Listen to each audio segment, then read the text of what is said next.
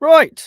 Hello and welcome to episode 36 of the ReptiChat podcast, the only podcast from the UK that scratches that multi-species itch. From mangrove monitors to macaws, I aim to hit every obscure corner of exotic pet keeping. If you're new here, please consider whacking that like button, smashing the subscribe button and flicking the follow button. Obviously, leave a comment too. Before we get into today's guest, a few little updates. First up, Patreon. Let me find the button. Patreon. Thank you to the Patreon gang, or as I like to call you, the Repti Squad. We are growing nicely, and these guys get exclusive content, early access to videos, access to a private Discord. Oh, and I'm working on some sick. Oh, that's so cringy. I'm working on some stickers as well, which are Patreon exclusive. So if you want to know more, there's a link below. Tiers start at £2 a month. All the tiers get the same content. And there is a 7-day free trial as well, so you can join in, see what all the fuss is about before you pay any of your hard-earned cashes. Talking of Patreon, this has been live on Patreon for almost a week, or just over a week. That's right, I'm doing the YouTubey thing. I've done a vlog. It'll be live next Saturday at 7 p.m. I don't know what the date will be. First Saturday of February. And there'll be a premiere on YouTube in a couple of days, so keep your eyes out for that. Let's see who's in the chat, if anyone, before we carry on. So who we got? We've got Hey Serenity, and we got Paul as well. Nice to see you guys. Did I have a tash earlier? Yes, I had it. No, I just grew it. No, I did. I need to have a shave. I also need a haircut, hence why I have got a hat on. But you know, as the kids are saying nowadays, we vibe. I don't know why I'm being so cringy today, to be honest. That's disgusting. I can't believe I just said that. Might have thrown up in my mouth a little bit. Anyway, in other news, if you've seen on my socials, I got my hand on 3 amazing little Ackies from Paul, named Charmander, Bulbasaur, and Squirtle. We are now just Charmander and Squirtle because Bulbasaur was being a bit of a dick, and he wanted nothing more to try and kill the other 2. So he has now moved on to a friend's house just down the road, and he can live out his life being a dick all he wants, but he's not biting the other 2 that are here. So the 2 that are here are thriving, and they're getting bolder and bolder by the day. It's cool. There's an update on them coming soon. Not only that, the Gill and I have also settled into their much larger home, and they are loving life as well. They're slowly learning to put up with me, and they're even starting to tongue feed, which is honestly the coolest thing in the world. I got a reel earlier that I'll post on Instagram probably after the podcast, so keep your eye out for that. Anyway, that's enough of me talking. Hang on, let's check on the comments quickly. What we're saying. Serenity is saying the stash is legit. My wife hates it. It won't be around for too long. Hey, Dan. Nice to see you here as well. Right. So that's enough of me talking about me. Let's get on to what you guys are here for today, and that is today's guest.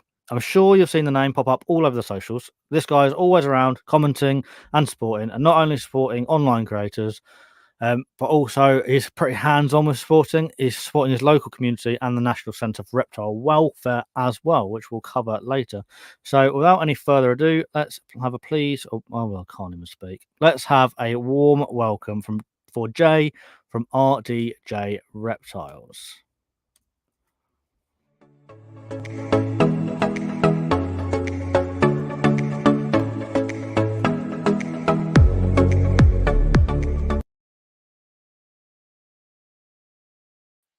Hello. Hello, how are you? I am good. We had a little bit of a technical issue, and I wasn't sure if we were going to be there on time, but we are here, and everybody, to be fair, nobody even needed to know that, but it's always fun to share, isn't it? So how are you today, mate? I'm good, thank you. I'm doing very well, thank you very much. Yourself? I am well. I've had a really busy day. I've been running all around the countryside, but I'm here now. I wasn't even sure if I was going to make it, but I'm good. I'm good. I had to deliver some snakes and a rack, and then I picked up a Viv from Paul, and I had to take the work van back to work, and it's just been one thing after another today. But it's good now. Non-stop. It's non-stop. It is. I was going to start building a tortoise table tomorrow Good. as well, but I picked up all my wood that had been cut to size, and I got home, checked it all, and I haven't got any sides. So I don't know where they are. I've got to go back, but the Timber Merchants is closed till Monday now, so I won't be doing that tomorrow. Nice. Yeah, so that's that. Anyway, enough about me. We are here to talk about you, mate. So I'm sure you've listened to the podcast before, but for those that haven't listened, I like to start the podcast with a little section I like to call the Get to Know. It's 10 quick fire questions, which obviously I've updated for 2024, just to get the juices flowing. So, Jay, if you're ready, we'll get started. Fire away. Cool. So, first up, cats or dogs? Dogs. Nice. Snakes or lizards? Snakes. Frogs or salamanders? Frogs. Centipedes or millipedes? Millipedes. Spiders or scorpions?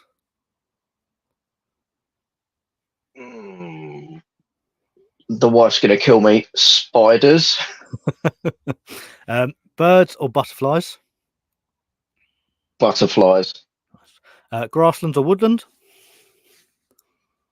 Woodland. Beach or mountains? Mountains. Hot climate or cold climate? Cold climate. And obviously the most important question of the entire podcast is, what is your favourite biscuit? Do you know what? It's actually taken me a while to think about this. Funnily enough, this is the hardest question. It's got to be a chocolate hobnob. Okay, yeah, I'm a big chocolate hobnob fan. They're like the little marines of the biscuit world. Yeah. Sorry, but it's got to be a chocolate hobnob. Like, I can completely agree with that. That is cool, man. So that is the get to know section. I'm sure everyone they can't disagree with chocolate hobnob, to be fair. It's got to be. Yeah, definitely. So let's just get into it. Really, could you give us sort of a history lesson into your personal, for want of a better word, reptile keeping career, but not RDJ Reptiles as they are, but just yourself? Okay, so mine started when I got married. So when I got married to my wife, growing up, I was never. It was never an animal orientated house. We had a cat, but it was always as kids, can I have a giraffe or a hippopotamus? And parents say no. So when I got married, my wife was like, "Okay, we'll get you a bearded dragon. We'll start slowly." Yeah, and yeah, like I always tell everyone, they're the gateway animals, bearded dragons. Beardies, for me, royals, everybody starts with something like that. Yeah, exactly. Yeah. So it was it was a bearded dragon, to be honest. Yeah, and then how have you gone from just the one beardie to sort of where you are today, with obviously more than just one beardie? Oh, well, yeah, more than just a beardie. So it was a good friend of ours, Gary and Vicky. They were the ones that introduced us to the National Centre of Reptile Welfare. And we started just volunteering there. Okay.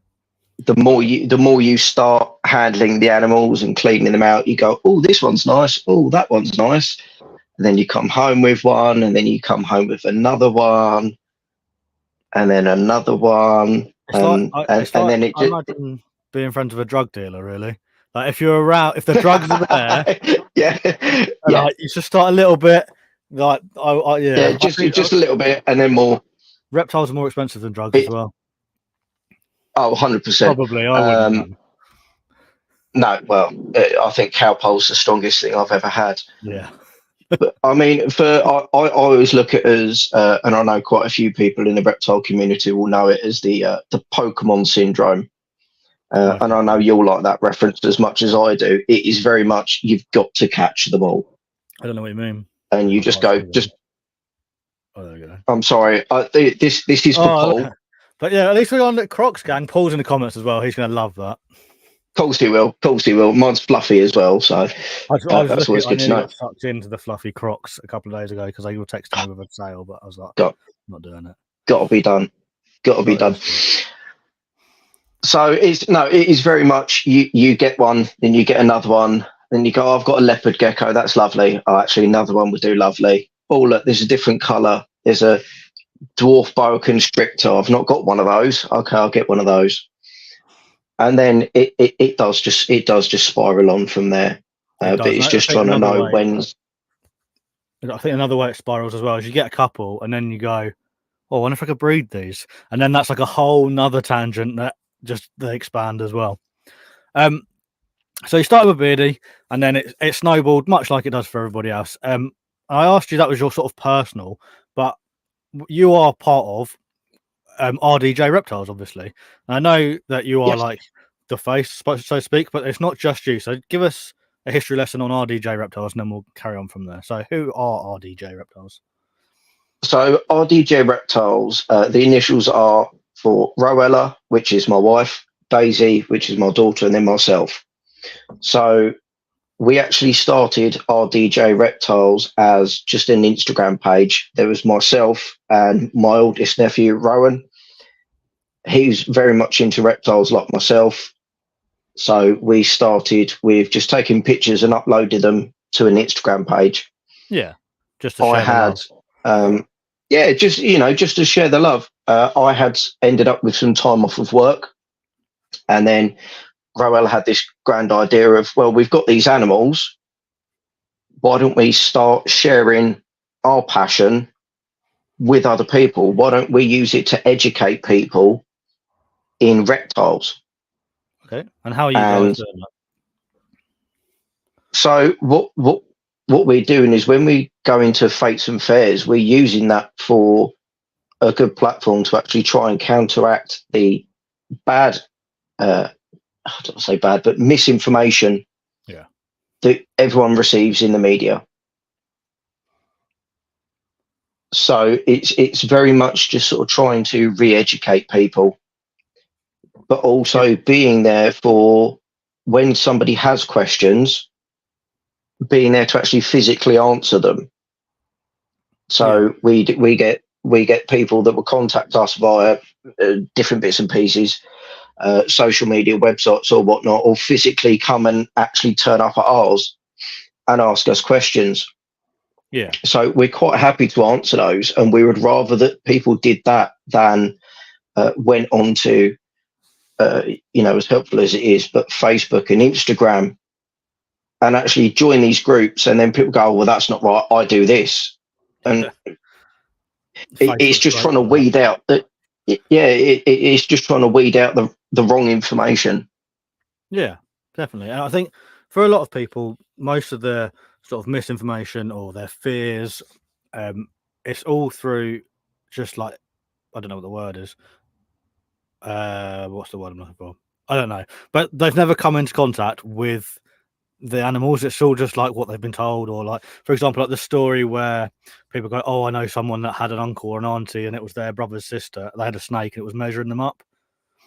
I bet, I love that one. Every time I mention that snake, someone comes up with that story. And if you've got some snake, like when you say you go to like fetes and fairs and stuff, being able to like show, especially kids as well, it's like, look, I find kids and normally grandparents as well, they're always like, they send the kids first and then they get like, oh, actually, I'd quite like to have a look as well. Hearsay is the word I was looking for. Thanks, Paul. Yes. Yeah, it is very much hearsay, but also we have been fed the information by media. So I know me and you have spoken about the film before because we quite like it, Anaconda. Yeah. Such a fantastically awful film. Yeah. But it was all about that big bad snake, and you're fed that. But more recently, even Snakes on a Plane. You can even go down to. It's one of my favourite films, and I sit and watch it with my wife, and I'm like, that one's not venomous. That one's not venomous. That one's not venomous. Yeah. It makes me laugh so much. Always. But if you're uneducated, they're just terrifying.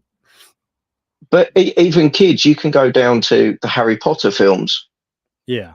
You've got the four houses. The evil house is slithering, Yeah. which is a snake. The tattoo that all the people have is a snake and a skull. It's you're being fed all this information, and it's just trying to teach people. Actually, just think for yourself. Yeah, like Just Paul saying in the come and comments, hold these animals. the oldest story of all time, obviously in the Bible, Adam and Eve. It was the snake that tempted fate. Yeah, So the forbidden fruit. Yeah, no, yeah, exactly. And it's just trying to be that face that sits there and goes, but is it really? yeah, Are they really going to size you up? yeah. Like, look at this ball python. It sits there. It doesn't move. If you look at it, Exactly. it'll hide away. It's not going to come out and try and eat you. It's not a vicious little animal. Well, I don't know. I've got one of mine, Ekins. She's pretty vicious. Yeah, there's always an exception to the rule. To be fair, There's always one. Always one. Always one. So we were sorry, I interrupted you a little bit, but so RDJ is yourself, your wife, your daughter. You were going to you mainly go to like fairs and fates and things like that. Fates, fairs, we do like private events as well. We do parties because some people want us to turn up, and it's more of an educational handling and actually trying to teach them that if you're going to get these animals, they're going to be around for a long time. Yeah, it's not just 10 years, it's 15, 20, 25. So it's a big commitment. yeah, but it's also trying to just make sure that they just have the right information. Yeah. So how did you go about sort of? I know you do. I don't know how to word what I'm trying to word. Hang on.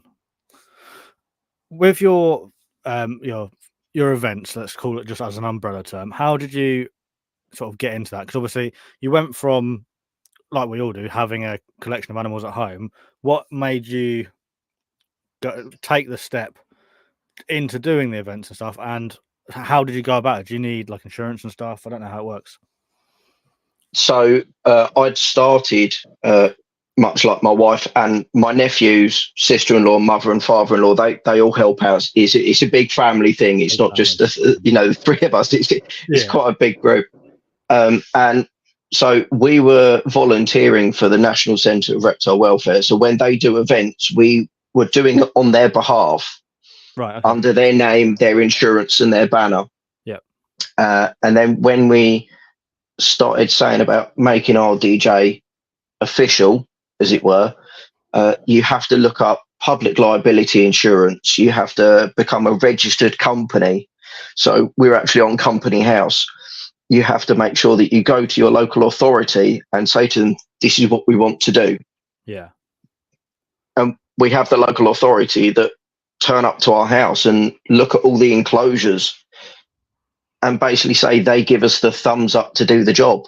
Right. Okay. No worries. So you have like a animals activity. Is it an active animals activity? Yeah, animals activity and exhibition license. Yeah. Okay. So yeah, that is, and it's got a list of what species we're allowed to use and how many. And then if we get any more animals in, we have to speak to the local authority and get it amended. They come round and do another check, just to make sure we're up standard. Okay, and then when you do events and stuff, are there specific animals that you are allowed to take, or are there specific animals that people are allowed to handle, or is that more of a choice that you guys make depending on the animal itself? It's more of a choice. So if we're doing, so we've done a couple of school lessons. So we'll go into a couple of schools and we've done year 1 and year 2. You're not going to take a 12-foot snake to a group of little kids because that's clearly going to, scare them. But so we always tailor the animals that we take to the event. So if it's going to be, we did a dog show last year. Again, I'm not going to take a big snake, but I might take my tegu. Yeah. Okay. That's basically a dog anyway. So. It is. Oh, yeah. Hands down it is. But it's just making sure that we take the right animals. And if we go to take a royal python and they're in shed or they're a little bit moody, then we won't take them. Yeah. because all you're going to do is take an animal out into the public that is more likely to have a negative effect on the public. Yeah, not to mention like if it's in shed or it'll stress the animal out as well. So picking the animals for the day makes sense. It makes sense. So Yes. you mentioned ball python, you mentioned tegu, you mentioned a few different animals. What I'm going to ask you now, what do you keep at home? What have you got? Okay. I should have pre-warned you so you could write a list. Yeah, sorry. Okay, so we've got bearded dragons, crested geckos, gargoyle geckos, leopard geckos, pixie frog, tegu, Burmese python, California king snakes, sand boas, carpet python, super dwarf reticulated python, which I know if anybody follows, they've probably seen. Yeah. Savannah monitor, royals, boas, corn snakes. the lot. Yes, the iguana, Ziggy the iguana. So he's a pet only. So he's an old boy. Yeah. So he's come to us to basically we're his old people's home. Yeah. Yeah, exactly. And then we've got our Sulcata tortoise pancake, which again is the same thing. We take it on as a welfare case for the centre. Yeah. So a huge variety of animals there. I'm sure they keep you on your toes all the time as well. Oh yes. Something like you and I. Well, Paul was asking, what part of the country are you in, Joe? I'm in Kent. There you go, Paul. So Gravesend, Rochester sort of area, if he knows Kent. I'm sure he does. He's from down south, and we all know it roughly. It's from down south. Down south. So something you've mentioned to me a few times. I don't know if I've seen it on your socials, but I know me and you have spoken about it just in the chat. Is Welfare Corner? Mm-hmm. Yes. What is Welfare Corner at home, Joe? That's my wife. So my wife loves a broken case. So I know. So what happens is at the National Centre where there are volunteers that come in, it's purely volunteer based, apart from Chris Newman and one or two others. It's all volunteers that come in and just give their time just to clean out racks and vivs and all the other bits and pieces. So what happens is when some of the animals come in that need a constant one-to-one, for just feeding them up if they're underfed, malnourished, if they have metabolic bone disease, or they're just really, really tiny, my wife decides to bring them home, and we have our dining room is not a dining room, it's welfare corner. So we have a big stack of vivariums. So they are all ones that we've basically fostered from the centre. We feed them up, make sure that we do a lot of work with them, get to know the animals a little bit more. So when we hand them back, we can go, right, there you go. Yeah. Okay. So lots of cases that need a lot. I don't know, like you said, one-to-one, sort of watching more than just checking in once a day. They need it, sort of almost immediate care all the time. Yes. So one that we've got at the moment is Nugget, which is a leopard gecko. We don't get into morphs because, in the nicest way, I don't really care what they look like. Yeah. It's just making sure the animals are happy. Yeah. So he has metabolic bone disorder, and he has slack jaw as well. So he's got an issue. He's got no pressure in his jaw. Right. Okay. So he bites you, and it's just like there's nothing there. Yeah. So my wife ends up feeding him waxworms, crushes down moria worms for him to try and get the nutrients into his body. Yeah. But then when you hold him, it feels like he's actually not got a spine or a rib cage. It's such a sorry case. Yeah. But this is where people have got the animals, and then they don't have the correct information, or they go to a pet shop and they're not a reptile specialist. Yeah. It's the broad spectrum pet shops. Yeah, and it's unfortunately it's going to be a problem for a long time yet, I think. But there's so much old information and misinformation online as well that sometimes people think they're doing what's right for the animal and they've just been misinformed. And a lot of I want to say a lot, but once someone's got, like, say they're only having one leopard gecko, they've done their research.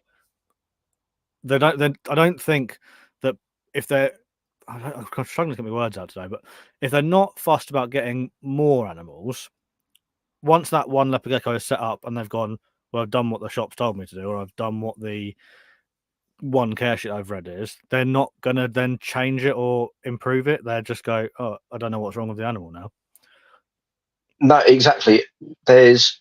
You also get the older generation of reptile keepers who go, oh, but I did this when I was younger. But as we know, and I know that you've gone through the change yourself, where you go from a racking system and you've gone, actually, I don't like that anymore. Yeah. So it's moving with the new information that we have, because as we progress down that line of finding out what is better for the reptiles. Yeah. And if we don't move with that, we then fall back, and then we become, I don't want to say as if we neglect them, but we just stand still. There's no movement in what we learn. Yeah, no, I completely agree. I think sometimes that the animals are neglected, not through, it's not deliberate neglect, but it is. I would say it is still neglect. Like, obviously, some people aren't doing it. It's like someone that's got a really fat dog. Like, they're just killing it with kindness. Like, they think they're doing the right thing, but it's not. But the more we chat like this, and hopefully some people listen and people learn and go, like, there's always room for improvement. And even like the guys that are doing like I can't think of any proper words today. It's doing my head in. The guys that are like doing the groundbreaking stuff, they don't break the ground and go, oh, we're done now. They go, oh, we've done that. Now how can we make that better? And that's what I think as reptile keepers we should all be doing. And I think I think that a lot of people in the UK, I don't know about worldwide, but a lot of people in the UK are slowly seeing that sort of seeing the light, so to speak, because I've quite a few people that I know are in the process of basically rethinking their entire reptile keeping careers. Definitely. I think there's I want to say renaissance, but I don't really think that's the right word. But there are a lot of people that I know also that you speak to as well. So that have gone through this change, and they've gone, oh, the racking system, that's not for me anymore. And they're taking this new approach, and it's lovely because I watch a lot of the YouTube videos. I won't name drop people. Paul's Monitor and Riddler. Paul's Monitor. Don't name them. Okay. All right. So don't name Riddler because he's probably never here on time. He's never here. No, I know. Tell me about it. But watching those videos is lovely because it's seeing I want to say the glint in their eye when they go, this is brilliant. And for me, when I do our events, seeing that little glint in people's eyes, that's me paid. Yeah. For me, that's what I do it for. Yeah. Is that little twinkle in their eye, and they go, oh, wow. Yeah. Like, excellent. Thank you so much. That's wonderful. No. I definitely think there's a new. We're taking a step forward now, which is brilliant. It definitely feels like that. Like, I've been keeping reptiles since I was 14, I think. So like 16, 17 years. And I thought you were going to say 4. No. I've lost my train of thought now. So yeah, however many years I said, I can't remember. And I think in the last 4-5 years, sort of like 2019, just before COVID, obviously COVID happened, lots of people were at home spent time. And since then, like, don't get me wrong, the market spiked and it was ridiculous for a while. But now it's coming back down, and the people that are sticking with it are going, Okay. And there seems to be a huge push for improving everything all of a sudden. Whereas before it was like, this works, get a Billy bookcase from IKEA and turn it into a rack. I don't know if that's just my view because I was very much just in the Royals or if it's happening as a whole. But from what I can see, being like sort of, I almost feel like a complete newbie again now. I've started with like, I've got the monitors and I'm not keeping Royals anymore. It's quite exciting, to be fair. I'm loving it. You've got bitten by the lizard, have you? Actually, to be fair, no, You I got haven't bitten by the actually lizard been bug. bitten by them yet. But yeah, the Odatria that Paul that I got from Paul, so the Gilleneye and the Akis. Check me out using big words. Yeah, honestly, they're just stolen my heart. I literally get home from work and spend hours just staring at them. I don't even have to do anything. I can just stand or sit on the floor and just stare at them, and I absolutely love it. Like even the morning Roellas. Yeah, The go on. morning geckos are amazing, but Roella's, my wife, she's gone and bought home an Aki monitor, and she just absolutely adores it. Absolutely adores it. But we've got two chameleons as well, and she loves them. She's fallen in love with them as well. So, which is fantastic because, blimey, a couple of years ago, she wouldn't even let me look at a reptile or and then suddenly here we are, doing this, which is amazing. Absolutely amazing. Yeah. So what we got? Let's just have a look in the comments quickly because there seems to be quite a lot going on. What we got? Paul is saying he's a fake fan. I think we're talking about Riddler, and he's saying that we should just leave Riddler behind with the racks. You're probably not wrong. Serenity's saying Riddler is a mystery. Honestly, I'm always there for Riddler. He never turns up for these ever. No, it's all right though. Fiona said, "Where's the comment? I can't find it." Very, very late, gang, but she is here, so we appreciate that. Thank you very much, Fee. Hope you're having a good day. Well, she's very, very late, but she's here. So exactly. I prefer late but here than not ever. Not at all. Yeah. Paul is saying he's currently sat waiting for Toad to come out while listening, and he has that glint in his eye. And honestly, I can understand why. I was nipped round to Paul's earlier to pick up a Viv, and I got to hand feed Raven his Black Tree monitor. That's right, everyone. I got to do it before anybody else. And honestly, it was so cool. I was driving home like, could I squeeze a tree monitor in anywhere at home? And honestly, it was absolutely incredible. So thanks, Paul, for letting me do that because yes, you could. It was awesome. No, I can't. Not at the moment. Maybe in the future, but I've got to build tortoise tables and all sorts at the moment. Paul was saying that he's got a special Aki for rehome at the moment. I've met the Aki. It's very nice. So, yeah, just think about that. Yeah, okay. I know the wife's probably watching this, so yeah, he could speak to her about that. Yeah, no worries. I'm sure you guys have got each other on social media, so that's all I'm going to say about that. I don't want to get in. I don't want to start any domestics or anything. So, as we're doing a lot of stuff about the NCRW, National Centre for Reptile Welfare. What I know we've spoken sort of briefly about what you do, but what do you do at the National Centre for Reptile Welfare? And we've already sort of covered how it started, but how did you sort of get into it? If people are local to it and they want to start, how can they get involved? So it's connected to Hadlow College, which is Tunbridge Way. So Chris Newman is the director. He's the one that actually started it all of 5-6 years ago. He has many fingers in many pies. He's alongside with Reptar. He also knows lots of people from the responsible reptile keeping as well. So Chris has been around for, he'll kill me, donkey's years. But he's very, very good at what he does. So what he's done is he's taken a building that the college wasn't actually using and gone, right, I'm going to make this the home of reptile rehoming.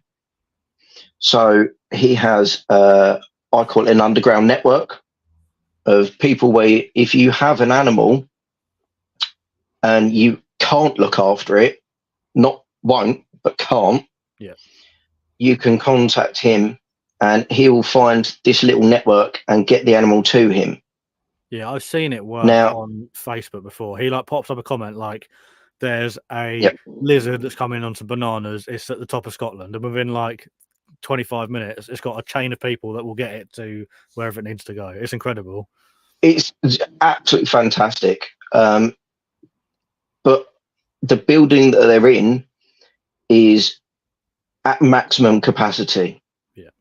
I was down there today and they've had 22, what was it, 12 snakes, 10 leopard geckos turn up.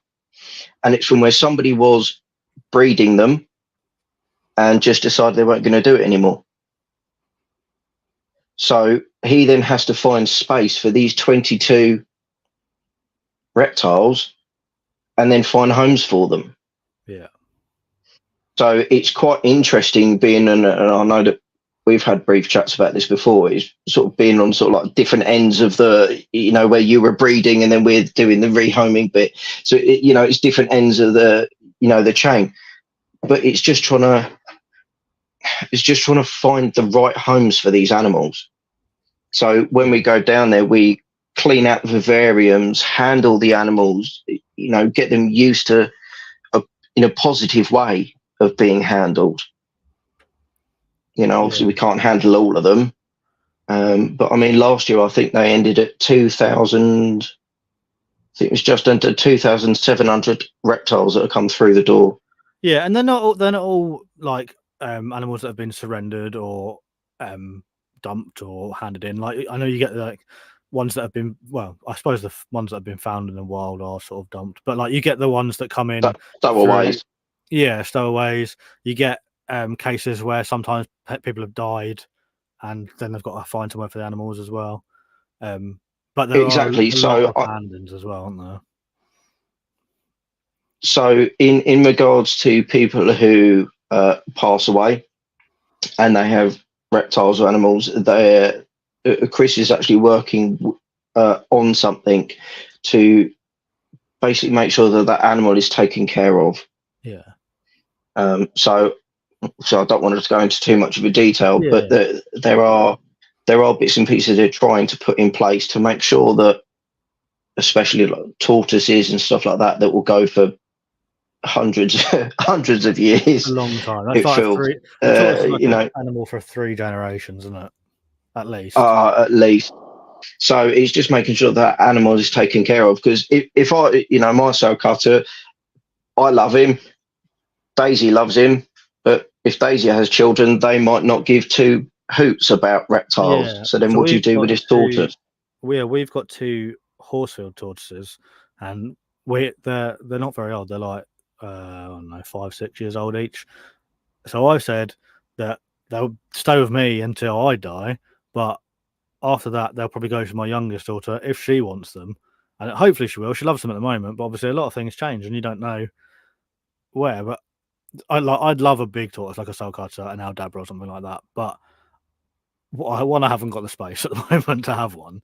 But I think a small like Horsfield tortoise, someone can inherit that and they can live with it. Like, it's 6 to 8 inches. If I was to get a Sulcata or something like that, I'd go, "Oh, Ben's passed away. Also, here's 100-kilo tortoise. Please look after it." Yes. Yeah. Here's something that weighs the size of an old classic Mini. Yeah, exactly. I mean, I've been fortunate enough to see some Aldabra tortoises up close, and they are tanks. Yeah, absolute tanks, but they're fantastic. Definitely. Like we've seen the Galaps at Crocodiles of the World a couple of times. I know Aldabra's a bit smaller, Brilliant. But even so, like, yes, I think the big tortoises, they have some like sort of demeanor about them. I don't know if that's the right word. Like a aura, and you can just sense that they've been here for a long time. They don't care. Like, they're really cool and they're really calm and just chill. And I absolutely love them. They remind me of there's an animated tortoise in a film. I can't remember what film it is, and he just does everything at like a snail's pace. And they are just like that in real life. They're so cool. Until you put food down. Yeah, and then they're like bulldozers. Yeah. Yeah. I also found out that it really hurts when they bite you. Like one of my Horsfields bit me when it was about a year old. So a year-old Horsfield is probably, I don't know, as round as the bottom of a mug. So they're small, and oh my god, that Yeah. hurts so much. Like I've been bitten by like fully grown royals. Like, it's still not a big snake, but a 5-foot royal hurts when it bites you. Oh my god, this tiny little Yeah. tortoise! I was like on the verge of tears. That's something special when something like that bites you. Yeah, Kung Fu Panda. That's the tortoise I Oh, was thinking about. Kung Fu Panda. Yeah. There you go. Thank you so much for Paul that did ask a input. question actually up here. Where is it? He says, "Oh, question for you, Jay. What's your opinion on breeders, especially breeding very common species? So like things like royals, leopard geckos, beardies, cresties."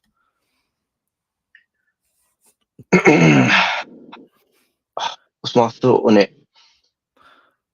Done correctly, I don't see a problem with it at all.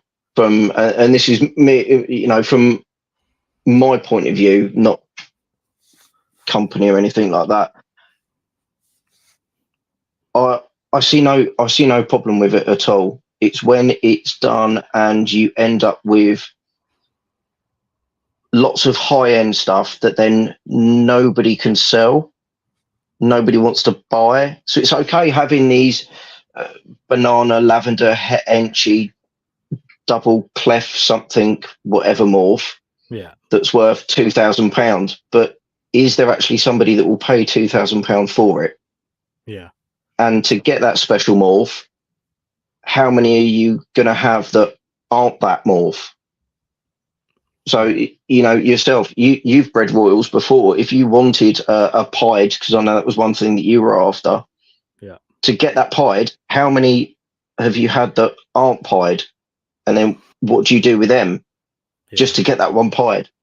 But the one thing that I feel as a country, this might not come across right, but British people suck at breeding. I thought you were just going to stop at suck, to be honest. Yeah, no. So it's sorry, I just offended an entire nation there. Take it back.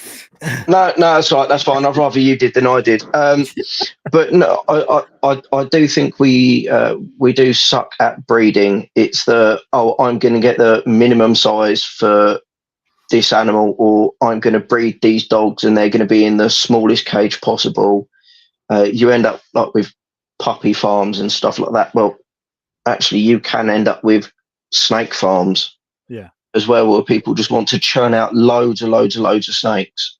So I think that, it sort of comes back to the whole renaissance. I think if it's done in smaller batches, then we're not going to flood the market with lots of snakes. Yeah. If we don't flood the market with lots of snakes.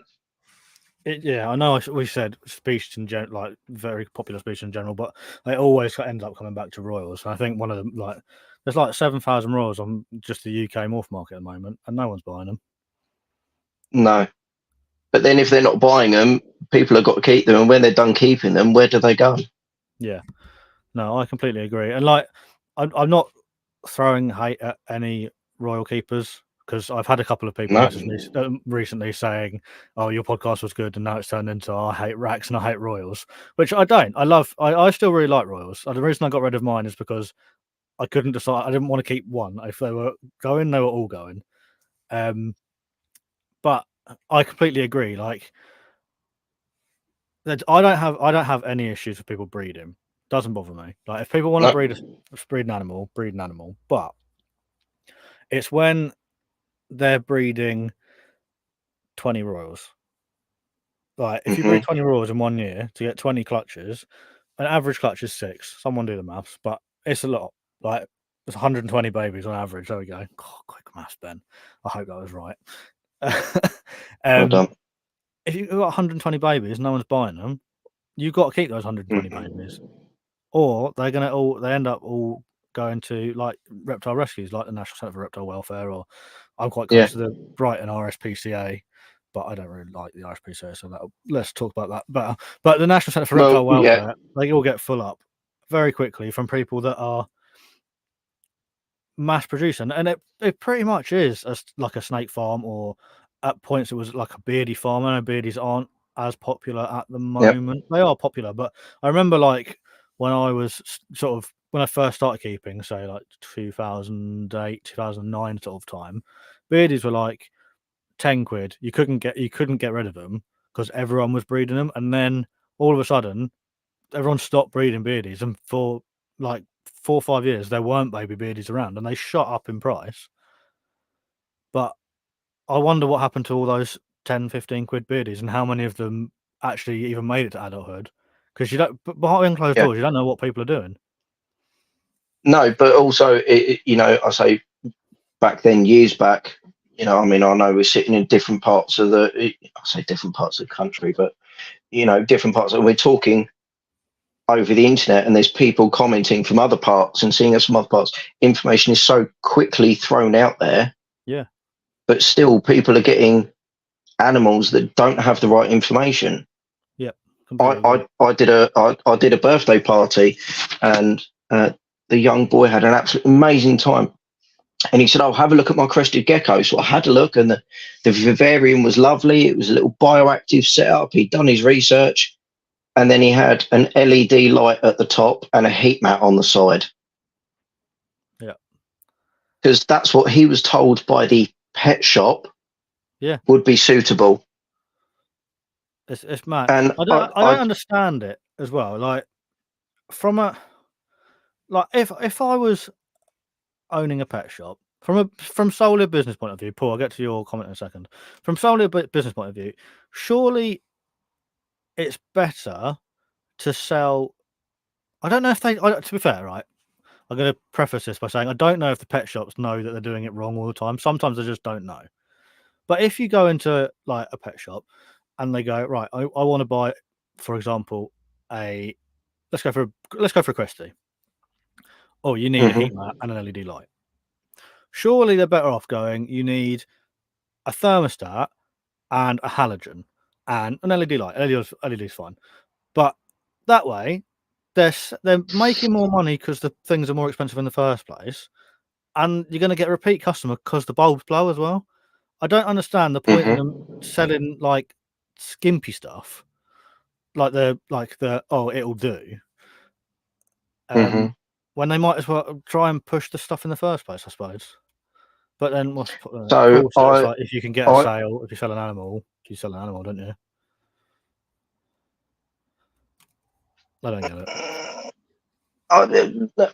Okay, so I do get what Paul's saying completely. I speak from 8 years worth of car sales history, being a car salesman.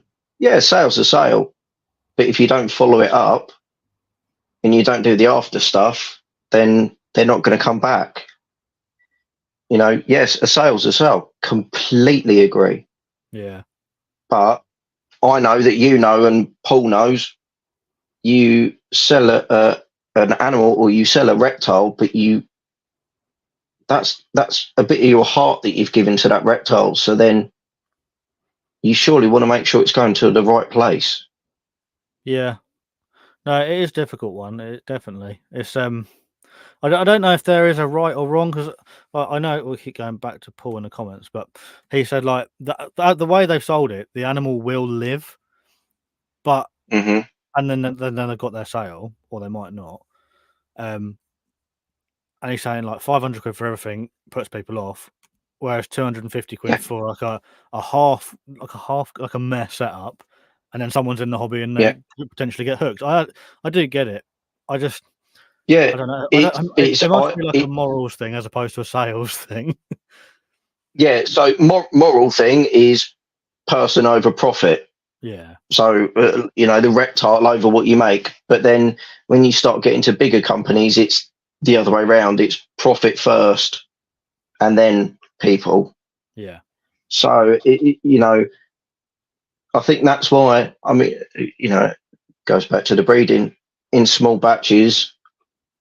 I see no problem with it because you don't flood the market. You might have somebody up north that's a specialist in pieds, and you go, okay, I want a pied, I'm going to go to them. Or you have somebody who's really good at tree monitors, so you go, oh, I'm going to go over to them or something. So you have your little groups of people that are really good at one specific thing, rather than everyone that's trying to do everything and churn out loads of stuff. Yeah. What we're saying, let's have a look at the comments quickly and then we'll crack on. So they're saying, lots of people in the comments are saying it's the big numbers that's scaring people off, which I understand. So like Wholeheartedly. so the animal's only $40, but the lights and the Viv make it 550, and then that's terrifying. And Paul says if mum and dad aren't into it, they're not going to drop big money on it.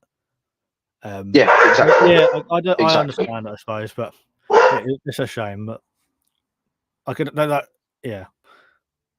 Fiona says dogs. Yeah, you're gonna have to tell us about the dogs now. Yeah, I've got 2 Romanian rescue dogs called Pig and Luna. Fantastic. And as you can hear, they are very vocal. They've been very quiet for most of it. I'm down the end of the garden because I have got a husky, a Romanian rescue dog, and a Jack Russell, and they all don't ever shut up. They're so what loud. a mix! Yeah. What a mix! I know they're all rescues and we love them, but they are really noisy, especially the husky. And she talks back at you, and if you tell her off, she tells you off, and it's like having an argument with a toddler. Oh, I get that with one of my dogs, Luna. You give her a bit of a fuss, and you go, right, okay, go away then, and she'll start growling at you as if to go, no, I'm not done yet. Yeah, my husky does that. But I am. No, it doesn't matter. And she pulls your arm back to her. She's like, give me more love. Yep. Oh, yeah. Dear. Right. Let's stick anyway. But let's get back on track. So, sorry, reptiles. No, yeah, I know. Back to reptiles. I'm gonna start a new podcast just about dogs, I think. If people are at home listening, and that we obviously there's quite a lot National Centre for Reptile Welfare based, but that's fine. It's all we like that sort of stuff. So if people wanted to help, how can they help? Can they rescue, adopt, and foster? Can they come along? I presume there's lots of ways to help out. There's so many ways. So donations first and foremost. Being a charity, it would not run without donations.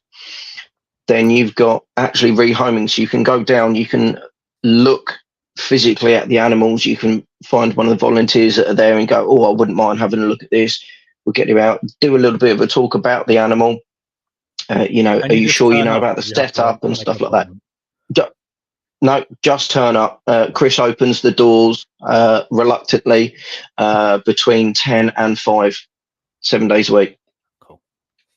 Sorry. So people can rock up whenever they want. People can rock up, come and say, like, you can just wander around and just see what's there. We've had people that it's been rainy and they've gone, oh, we're in the area. We thought we'd just turn up and have a look. Go for it. Go for it. I didn't know that. And then, if you like anything, you can have a conversation with somebody and rehome them. Yeah. And then the last one is volunteering. Sorry? Do they offer fosters as well? Can you foster it if you're not sure to start with? Or?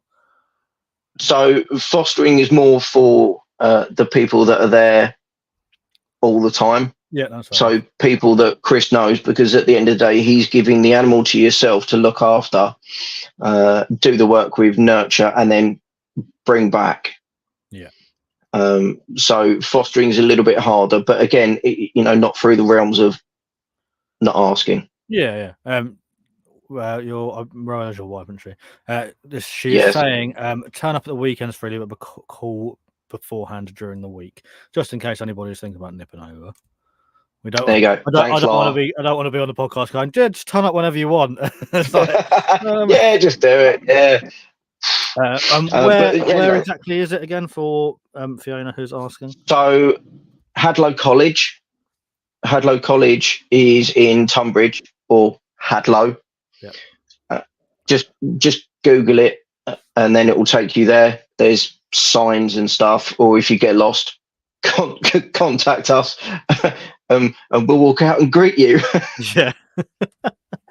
Oh dear. And I tell you what, I've got Chris as a friend on Facebook, and I love Yeah. seeing the stuff. Chris posts hilarious stuff every day, and like it's very tongue in cheek a lot of the time. Like every day, it's like I bloody hate this, I bloody hate that. And I tell you what, I'm obsessed with the giant tortoises and just Yeah. how much they make ruin his day every day. So the worst one was, did you see the videos of the red green iguana that was eating his Is that the one? flowers? Yeah, that got out into like the raised bed and ate all the vegetables. Yeah. Yeah. That's Ziggy, who lives with me now. Okay, he'd had enough. Like, take him. Yeah, he just had enough. Well, Ziggy had eaten all of his flowers, so we thought, oh, we'll go somewhere else. So no, I mean Ziggy's he was there for a good long time. He was a bit of a star, so I always get every so often we get a little message going, "Oh, how's Ziggy doing?" And so Yeah, you know, we always get people asking how he is. So that's good. Paul said, "Have you had a big fat mangrove in recently?" I'm presuming mangrove monitor. Not recently. Within the last couple of, well, I say within the last month. And a croc monitor. I don't know. I think Paul knows something that it's not. That I don't know. Yeah. We'll chat. Yeah, We'll that's chat, enough of Paul. that. That's fine. Yeah. I don't want to get anyone in trouble. Yeah. No. Cool. No. They do have lots of different bits and pieces there, as always. But it always fluctuates. Yeah. Always fluctuates. There are certain species that can't just go to people. Yeah. So if you've got aldabras, they can't just go to somebody's house. You know, Chris will vet the people. They can come and stay at the end of your garden, Ben. To be fair, it's all fenced off. They actually could live in there. I've looked at it a few times. The only problem is the winter. I'm like, could put a small like Wendy house with some heating in it, but my landlord would come round and go, Small. "Why the hell is it?" Well, all right, a large shed. Small. A large shed. Yeah. I think my landlord would probably kick off if he comes around and there's a huge tortoise roaming around. All you do is you tell him if you can move it, you can move him out. Well, I'm only supposed to have one dog and we've got 3, so I don't want to annoy him too much. But no, there are lots of ways. There are lots of ways that people can help along with a reptile charity. Yeah. Even just turning up and saying, "Oh, go on, Karen." Go on. I was going to say I'll pop the link for the National Centre for Reptile Welfare in the description as well. So if anyone does want to go and donate, you guys can go and do that. Super. Bless you. Thank you. That's right. I'm always happy to help. Even if you can't afford to donate, you can always share and stuff, can't you? Somebody might look at it and go, "Okay, I'm going to share that on my page," and then their sister's mother's brother's cousin or something goes, "Oh, actually, that's a good idea. But that's local." Yeah, exactly. To be fair, I didn't know that I could just go turn up at weekends and have a look around. So you're not that well. It's not that far from me, so I may head over there. Well, if you're down Brighton way, yeah, sort of. That area. So I was born in Brighton, so actually from there. I'm close. Like Horsham is the closest place to me. Oh yeah, no, you're not far at all. Yeah. So yeah, definitely make. There you go. Yeah. Right. My last question before we start to wrap up is obviously you do a lot with the local community. You've got a lot of cool stuff going on at the moment. That I keep seeing you chatting about. So what's sort of up and coming for you? What have you got in the calendar coming up soon? So we have 2 days next month that was sold out, which is the first time we've ever done an event like this, which is at Ruth's Lost Gardens in Sevenoaks. So we're going to be there. It's a reptile trail. So you come over and you purchase a trail sheet. You can go around the garden, see all the gardens, come back, and then actually handle our animals as well. So where it's over 2 days, we're going to have lots of different types of animals. You might have a tegu one day and a boss monitor the next day or something. So it's going to be a difference between the two of them. Then we've got, I myself has got another podcast coming up, which will be going up, but that's more on the other side of RDJ, so how it happened and more sort of like the paperworky bit rather than the actual doing it bit, which is good. And then it's just finding ways that we can expand ourselves and just sort of get the reach out there. And, you know, I say spread the love, really. Yeah, definitely. What other podcasts are you on? You're welcome. I don't mind if you want to share. Or if you don't want to share. Not allowed to at the moment. Oh, that's exciting. But like always, as soon as I get given the go ahead, then I'm sure it'll annoy everyone by coming up every 10 minutes. That's all right, because Paul's just said in the comments that he can go on his podcast as well if you want, which is nice because I haven't even been invited on that, and he's been on here 3 times. Excellent, me first. But I did get to feed. We do like a little. I'm not complaining. Yeah, we'll do like a little round table, and we'll just like have a couple of us on. Yeah. So but yeah, no. Lots. On, I was just going to say lots of little things coming up, fetes and fairs and stuff around the area. We always share and post about where we're going to be. So yeah, you know, please feel free to come along, or if you've got questions about anything, just shoot us a message in the social media stuff. Yeah. You're the Lost Gardens event. You said you're completely sold out now as well. So if people want to go, it's too late now. Both days. So we sold out the first day. It was going to be a 1-day event. We sold out in less than 2 days. Yeah. And then they asked us to do a second day, which we said we would do, and that sold out in just over 2 days. That's mad. And they actually said to us they've never had anything like that before. So, which is lovely because it just proves to us that we're on the right path, we're on the right track, which is good.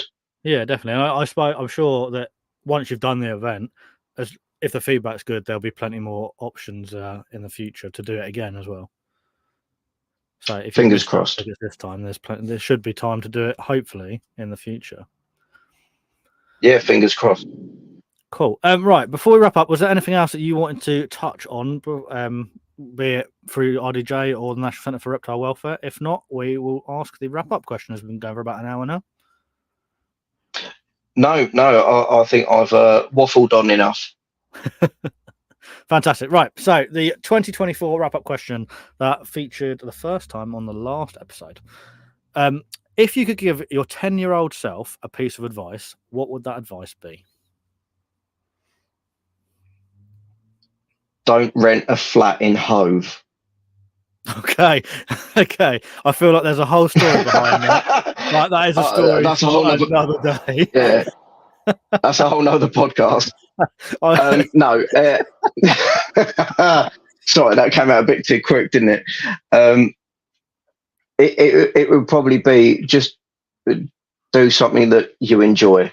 Yeah, do something you enjoy, but also when people are talking, take time to listen, because we seem to respond, but we don't actually listen.